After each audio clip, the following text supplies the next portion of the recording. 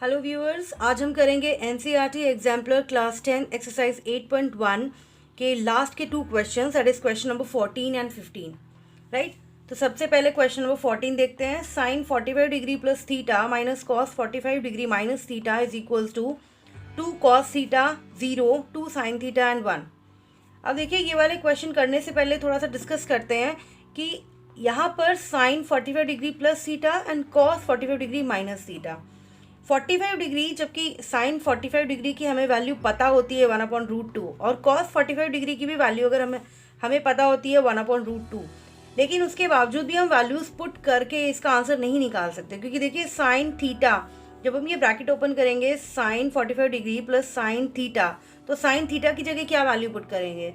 तो नॉर्मली हमें यहाँ पर ये 0, 30, 60, 45 एंड 90 के अलावा एंगल्स दिए गए होते हैं, तब हमें देखते ही क्वेश्चन पता लग जाता है कि इसको हमें कॉम्प्लीमेंट्री वाला तरीके से करना है। लेकिन यहाँ पर 45 डिग्री गिवन है, तो 45 डिग्री गिवन होने से बच्चे कई बार कंफ्यूज होंगे कि यहाँ पर तो वैल्यूज पुट कर सकते हैं, कॉम्प्लीमेंट्री क्यों लगा रहे हैं।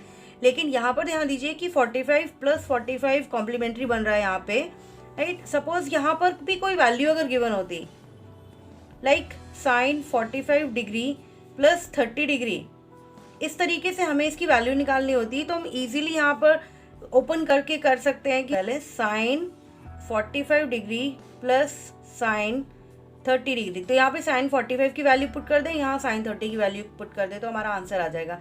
बट यहाँ पर ऐसा कुछ नहीं, यहाँ पर क्या गिवन है हमारे पास, sine 45 degree plus theta minus cos 45 degree minus theta, ठीक है। अब हम देखिए कि ये 45 प्लस 45 कॉम्प्लीमेंट्री बन रहा है, तो हम चेंज कर देते हैं, या तो इसको कॉस में चेंज करें या इसको साइन में चेंज करें, किसी को भी किसी में चेंज कर सकते हैं, ऐसा ज़रूरी नहीं है कि फर्स्ट वाले को चेंज करना है और इसको नहीं कर सकते। लेट्स सी, पहले हम इस वाले को चेंज करके देखते हैं। तो साइन को कॉम्प्लीमेंट्री में चेंज करेंगे तो हमारे पास आएगा cos 90 degree minus 45 degree plus theta, और इसको एज इट इज उतार दे, क्योंकि हमें ये कॉस और कॉस सेम चाहिए, 45 डिग्री माइनस थीटा, राइट। अब इसको ब्रैकेट को ओपन करिए, cos 90 degree minus 45 degree minus theta, ये माइनस माइनस माइनस और प्लस, जब ब्रैकेट ओपन होगा माइनस होगा, minus cos 45 degree minus theta. अब cos 45 degree minus theta minus cos 45 degree minus theta, तो ये देखिए cos 45 degree minus theta minus cos 45 degree minus theta cancel, तो हमारा आंसर आ जाएगा 0। अगर इसी को अगर हमने सेकंड वाले को चेंज करा, मैं आपको करके दिखा रही हूँ, ये भी दूसरे वाले को भी चेंज करके, जैसे हमारे पास ये क्वेश्चन गिवन है sine 45 degree plus theta minus cos 45 degree minus theta, अगर हम इस वाले को चेंज करते तो देखिए कोई अलग फर्क नहीं होगा, सेम ही आंसर आएगा। तो ये कंफ्यूज नहीं होना है बच्चों को कि हम बाद वाले को चेंज करें या पहले वाले को। अगर कहीं भी 2 कॉम्प्लीमेंट्री एंगल्स गिवन है तो आप किसी को भी चेंज करेंगे, आंसर आपका सेम आएगा। लाइक कॉस को चेंज करते तो sine 90 degree minus 45 degree minus theta, ठीक है ना। इसको साइन को सेम बना दिया है, तो sine 40 degree plus theta minus sine, अब फिर ये 90 माइनस, ये मैं पूरा डिटेल में नहीं बता रही हूँ, डायरेक्ट कर रही हूँ, 90 माइनस 45 दैट इज 45 डिग्री, और ये माइनस माइनस प्लस थीटा। ये बेसिक चीज़ें बहुत ज़्यादा डिटेल में बताने की ज़रूरत नहीं होती है, आप 10th में हैं इस समय स्टूडेंट्स, तो बेसिक कॉन्सेप्ट को समझने का है आपको ज़रूरत, ना कि ये प्लस और माइनस होगा कि माइनस और प्लस होगा, इस तरीके की चीज़ें। तो अब आप देखिए साइन 45 डिग्री प्लस थीटा और ये माइनस, सेम वही वैल्यूज आ गई, तो ये और ये कैंसिल, तो आंसर आ गया 0। So option B is the right answer. Next question, question number 15। A pole 6 meter high casts a shadow 2√3 meter long on the ground. Then the sun's elevation is 60 degree, 45 degree, 30 degree and 90 degree. Trigonometry की word problem में सबसे पहले आपको एक diagram बनाकर देखना है, जो बताया गया है उसके हिसाब से। Let's see a pole 6 meter high, तो सपोज ये पोल है सीधा, ठीक।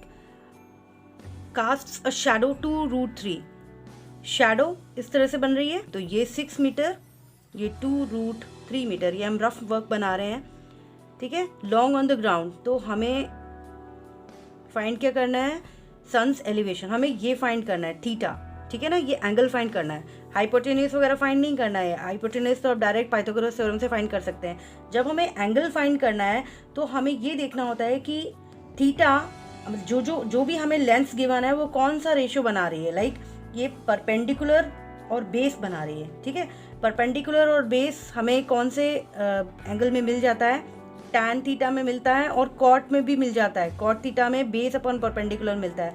लेकिन नॉर्मली हम इस तरीके से साइन, कॉस और टैन वाले ही एंगल बनाते हैं, ठीक है ना। वैसे आप बनाने के लिए ये भी बना सकते हैं, इसमें भी वैल्यूज पुट करके आंसर वही सेम आएगा। तो अगर हमारे पास परपेंडिकुलर और हाइपोटेन्यूज गिवन होगा तो हम साइन थीटा बना लेंगे, sine theta is perpendicular upon hypotenuse. और अगर इसी तरीके से बेस गिवन है और हाइपोटेन्यूज गिवन है तो हमें ये एंगल निकालना है, ठीक है, तो हम base upon hypotenuse cos theta बना लेंगे। कभी कभी अगर सपोज हमें ये वाला थीटा निकालने को दिया हो तो, और ये दो चीज़ें गिवन है तो भी हम परपेंडिकुलर और बेस, फर्क तब आता है जब हाइपोटेन्यूज गिवन होता है और तो हम इसको बेस लेना पड़ता है। ये थीटा निकालने के लिए इसे बेस लेंगे और इसे हाइपोटेन्यूज लेंगे, ठीक है। तो उस हिसाब से आपको देखना है, ये काफ़ी इजी क्वेश्चन है। तो स्टार्ट करते क्वेश्चन। जैसे यहाँ पर हमें बेस, परपेंडिकुलर और बेस गिवन है। परपेंडिकुलर और बेस कौन सा एंगल बनता है इससे, tan theta. Tan theta is perpendicular और बेस, ठीक है। Tan theta is equals to, अब यहाँ पर इसकी वैल्यूज पुट कर देंगे। परपेंडिकुलर की वैल्यू है 6 मीटर और बेस की वैल्यू क्या है 2√3। यूनिट्स गिवन हो तो यूनिट्स आप अलग अलग भी पुट कर सकते हैं और डायरेक्ट यूनिट भी पुट करते हैं, लेकिन यूनिट पुट करना बहुत ज़रूरी है।